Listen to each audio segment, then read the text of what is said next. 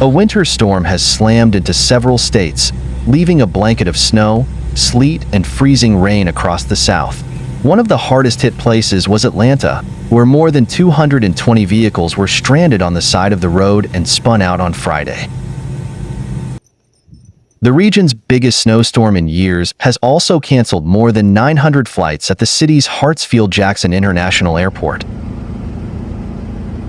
Metro Atlanta has seen between 2 to 4 inches of snow, but it could get worse now that the snow is transitioning into sleet and freezing rain. NWS Peachtree City, Georgia, meteorologist Keith Stellman says that has him concerned about ice. Especially if the ice remains on trees into Saturday, Stellman says.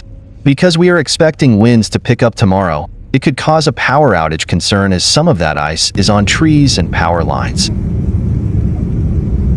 And ice is heavy, so depending on what falls on it, can break it, according to Andrew Dessler, a professor of atmospheric sciences at Texas A&M University. No salt at all. Tree branches, you get enough ice on there, the tree branch will collapse, Dessler says.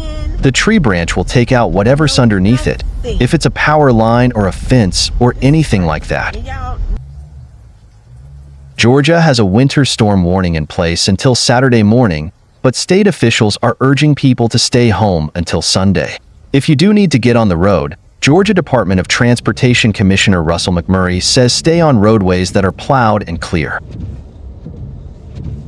Where it's slushy, remember to slow down, McMurray says. Drive very conservatively.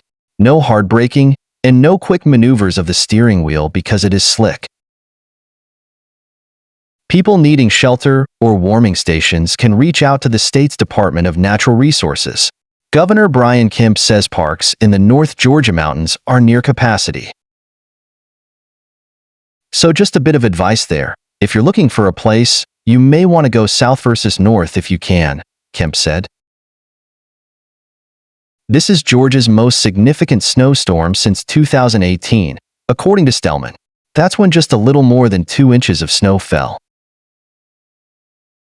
Little Rock and southwest Arkansas were also thrashed by snow.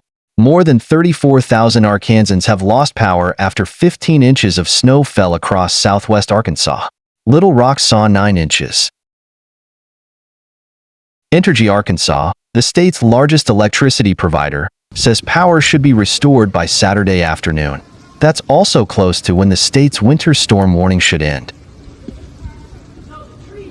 A heavy mix of snow and sleet that swept across parts of the South is expected to melt and then freeze, making for slippery road conditions through Sunday, officials said. The storm on Friday struck areas unaccustomed to such winter weather, prompting flight cancellations, school closures, and official warnings to stay off the roads when possible. A winter storm warning that stretched from eastern Oklahoma to Virginia was discontinued by Saturday morning, the National Weather Service said, after a mix of snow and freezing rain fell in cities including Jackson, Mississippi, Birmingham, Alabama, and Atlanta. I've seen On Saturday morning, areas in the Mid-Atlantic, parts of Virginia, and southeastern Pennsylvania had received up to 2 inches of snow, according to the National Weather Service.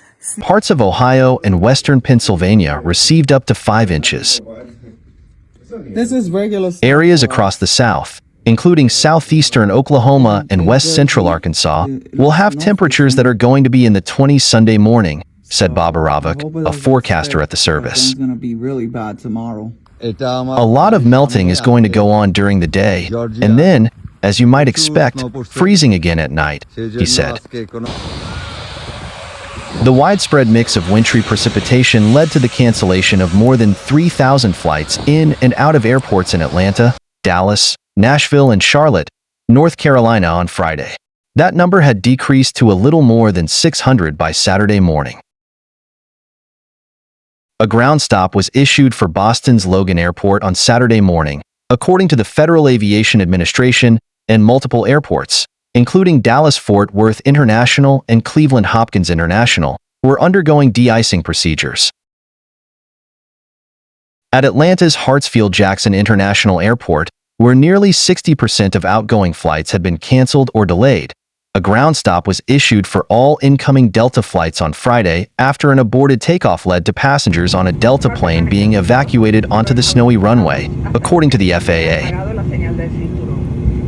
A Delta spokeswoman said that 4 people were treated for minor injuries and that there was no indication of weather being the cause of the engine issue. On social media, the airport asked passengers to be prepared for possible delays. The icy, snowy mix made streets and highways treacherous across a wide swath of the South. A section of Interstate 22 in Mississippi and Alabama was shut because of a crash in Marshall County, in north-central Mississippi.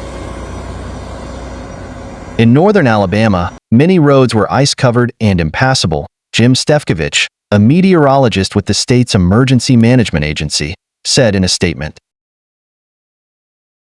"If you're trying to get on the roads, don't get on them," Governor Brian P. Kemp of Georgia said at a news conference on Friday, warning that, with temperatures remaining near the freezing mark, the mix of snow and icy rain would likely make roads hazardous through Sunday. In Atlanta, most shops and restaurants were shuttered. The city seemed to have learned its lesson after less than 3 inches of snow led to chaos in 2014, leaving motorists stranded, children stuck in buses and schools, and government leaders scrambling to clean up the mess. The city and state seemed better prepared this time. Officials urged people to stay indoors, and highways and city streets were salted before the storm. The roads were virtually empty on Friday, save the occasional skier or sledder, as the morning's powder melted into slush around noon. Governor Kemp declared a state of emergency on Thursday in anticipation of the storm, as did his counterparts in Tennessee and Arkansas. More than 7 inches of snow was reported on Saturday morning at Memphis International Airport, according to the Weather Service. More than half of Alabama's 67 counties go under a state of emergency today because of the forecast of severe winter weather. Governor Kay Ivey cited the threat of ice, snow, sleet, freezing rain, and prolonged temperatures below freezing in her proclamation declaring the emergency. She encouraged people to stay off the roads, if possible, in the affected areas, and to make preparations today. Ivey named 37 counties in the state of emergency: Bibb, Blount, Calhoun, Chambers, Cherokee, Chilton, Clay, Cleburne, Colbert, Coosa, Cullman, DeKalb, Elmore, Etowah, Fayette, Franklin, Jackson, Jefferson, Lamar, Lauderdale, Lawrence, Lee, Limestone, Macon, Madison, Marion, Marshall, Morgan, Pickens, Randolph, Shelby, St. Clair, Talladega, Tallapoosa, Tuscaloosa, Walker, and Winston. Cold temperatures have persisted in Alabama this week, and we are anticipating the potential for winter weather to impact our state, particularly our driving conditions, Ivey said. As we all know, winter weather is challenging in a state like Alabama due to forecast uncertainties.